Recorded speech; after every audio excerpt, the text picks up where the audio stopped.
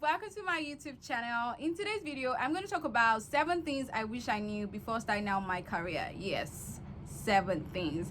These are some lessons I learned along the way, and also some mistakes I made myself and I had to learn from. So basically, I'm sharing my lessons with you so that you don't have to make the same mistakes, and just so you're well equipped as you go along your journey. Okay, so if you're interested in that, make sure to watch this video till the very end, and also don't forget to subscribe and like the video. Okay, now let's go straight into it.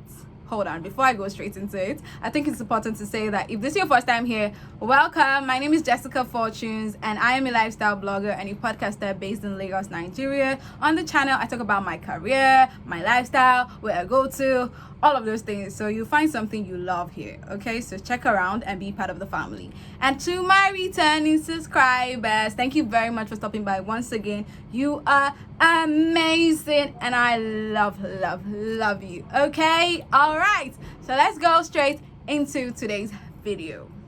If you follow my blog, that is how many W's did I say? www.jessicafortunes.com. By now you have read the post which says I quit my job, I got a new job, and I am now a Texas. Yes, I shared that on my blog because I felt like I really just wanted to talk more and I could express myself more in writing. So if you want to read that and you want to know all the details about quitting my job, getting a new job, and all that, go check out the blog. I'll put the link in the description box. In today's video, I'm going to talk a little about it, but it is not the focus for this video. So you might want to go and read that if you want all of that tea. Okay, so the very first lesson I have learned is that your very first job in your career path determines what you continue with. Yes, like the very first job straight out of university actually determines what you go on to do. Like, it plays a very important role, and if you're not careful or if you're not intentional about it, it is that part you go through all the way. I'll explain. My first job straight out of university, I worked as a PA, and majorly I was on social media helping with her content, helping to post, helping to analyze, managing the account, and all of that. And so during the course of that job, I learned how to use Canva, I learned how to use Planoly, and a couple of other things. And today, the new job I got, I am working as a social media strategist.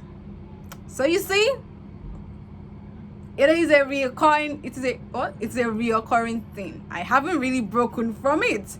The only thing is now I'm no longer doing it for one person. I'm doing it for a brand, a company. And I will tell you that the reason why I'm able to do this is because of the skill set that I learned during that. Number 2 thing I would say is that you want to keep a very good relationship. So the truth is, you cannot really be friends with everybody in the organization. That's fine. Some people you will fight with, some people will be your close friends, some people you might never even get to talk to them more than hello, hi, and that's okay. But you need to make sure that you have at least 1-2 people that are really close to you, people that know you, people you talk to, people that can vouch for you within the organization, because you're gonna need it. I'll tell you why you need it. First thing is, before you move on to other jobs, most times they'll ask you for references.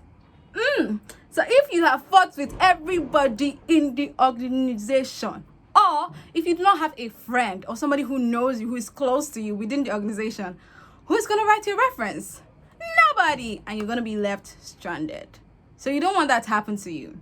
So even if you're not friends with everybody, not everybody likes you, make sure you have your own 1, 2, 3 people in your corner as well. Okay. Number 3, as you go along in your career, you need to know your why. You need to know your why, because it's gonna be very important. Sometimes it's gonna be money, sometimes it's gonna be the network, sometimes it's gonna be the access it gives you, sometimes it's gonna be the experience. So you need to determine for yourself, why am I doing this job? If it's for the money, make sure that you collect something that makes you happy. Make sure that you're doing the job and you're getting paid what you think. Oh my god, the light just went off, guys. NEPA just happened. But okay, no worries.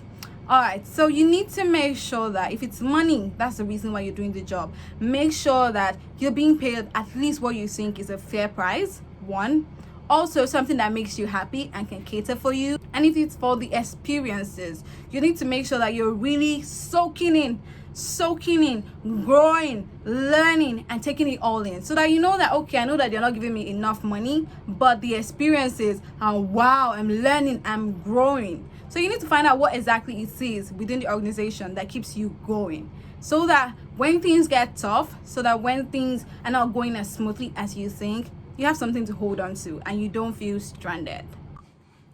So another thing you need to pay attention to is you need to pay attention to speaking up. See, the corporate organization favors the bold. It favors people that speak up. It favors people that talk, people who are confident in what they know, people who, even if they don't know anything, they are able to confidently say rubbish. Pardon my grammar, but you get what I'm saying. You would be in meetings and you listen to somebody who is talking and you have ideas, but the ideas, you leave them all up in your head thinking somebody's gonna say it. No, you need to say it. And even if you say it and it's not accepted, I tell you this, it is better than you not saying anything. Yes, it is better.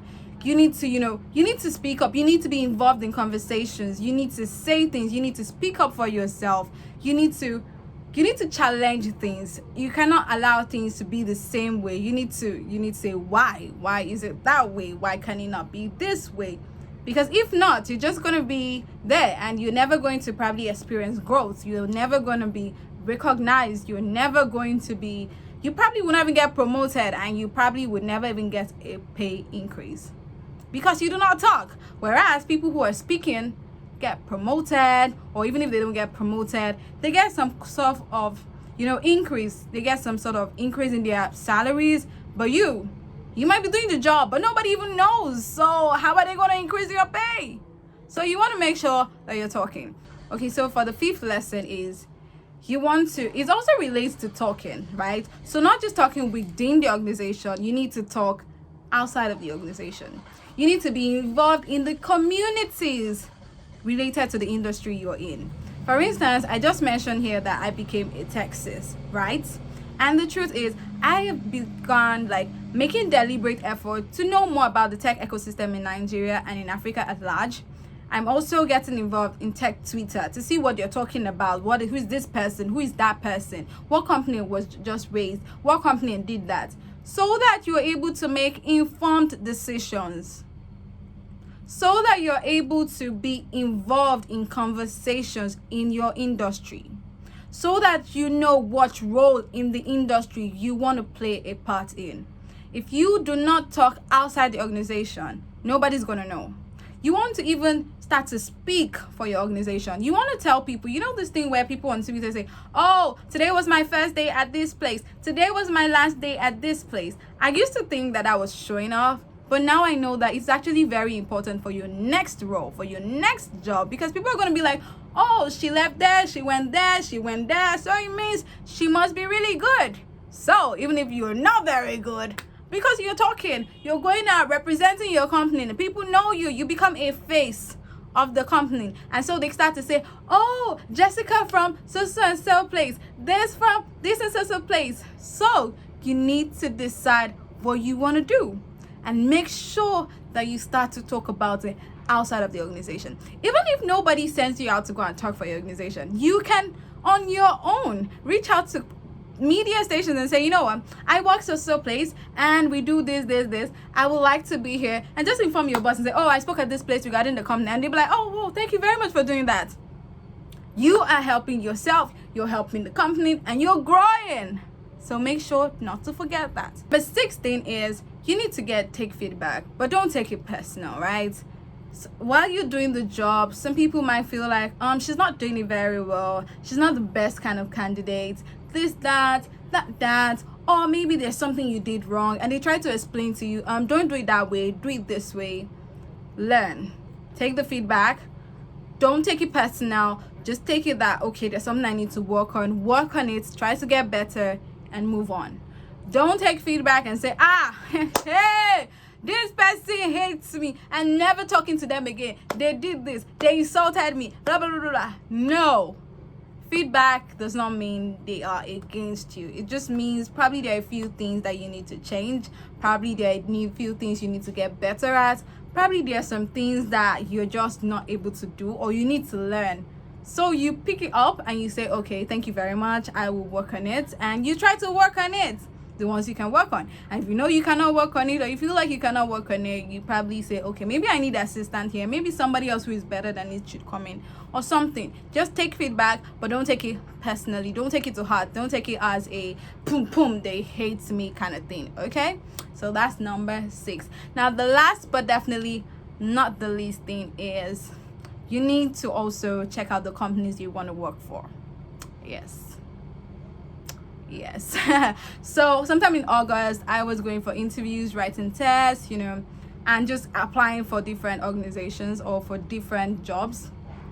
And one thing I realized, that every time I was in an interview, people would always ask me, okay, tell me about what you currently do, tell me about the company you work for. And then I would say, oh, I'm currently working at so organization, at so. And once you call certain organizations, you realize that, oh, they know the organization. They're like, oh wow, that's good. So what did you do at that organization? Tell us more. I know so person at that organization, because you have dropped the name of an organization that is well known. So it's like, oh, if you did that at that organization, you must be good. So you want to make sure that you work with organizations that are known, that are reputable, that have like great prestige. You want to make sure that even your bosses, the people you work with, they're like the good people, the cool people want to, associate with. Because in those interviews, they will come, like the conversations will come, and you want to be in that ranking, because it would help you stand out from the rest people who probably just did every other job.